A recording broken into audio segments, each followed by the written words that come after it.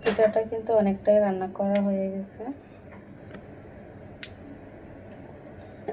তো আমার রান্নাটা অনেকটা হয়ে আসছে। এই পর্যায়ে এখানে আমি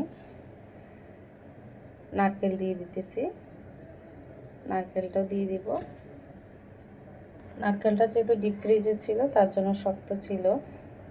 এখানে আমি বাটা তিলটা দিয়ে দিলাম। বাটা তিল মানে ব্লেন্ড করে নিয়েছি। এই তিলটা দিলে এটা স্বাদটা কিন্তু অনেক আসে। তিলের যে ফ্লেভার কার কার পছন্দ অবশ্যই কমেন্ট করে জানাবেন। আপনারা চাইলে এটা কালো তিল দিয়েও রান্না করতে পারেন বাসায় যদি থাকে, কারণ অনেকের থাকে গ্রামে গঞ্জে যাদের বাড়িতে বানানো হয়। এই রেসিপিটা অনেক স্বাদ।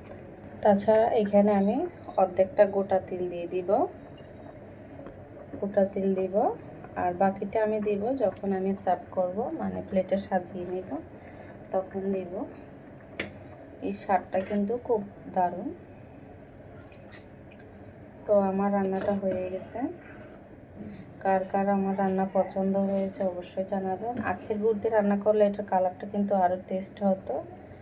আমি কিন্তু শুধু চিনি দিয়ে রান্না করেছি।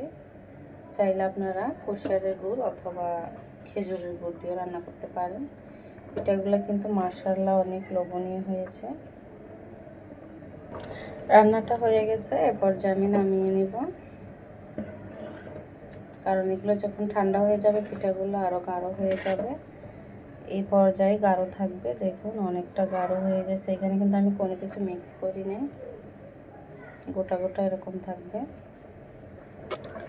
সরাসরি আমি প্লেটে বেড়ে নিতেছি আপনাদেরকে দেখানোর জন্য কতটা লোভনীয় হয়েছে খেতে।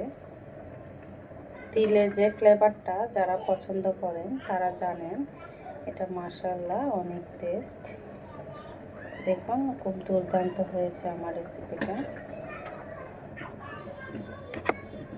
তো আমার পিঠাটা রেডি। এবার যে আমি এখানে তিল দিয়ে সার্ভ করে দিতেছি। আপনাদের পছন্দ না হলে স্কিপ করতে পারেন। আর এটা স্বাদটাই কিন্তু তিলে বাড়ায়। এটা অনেক স্বাদ, অনেক মজা খেতে।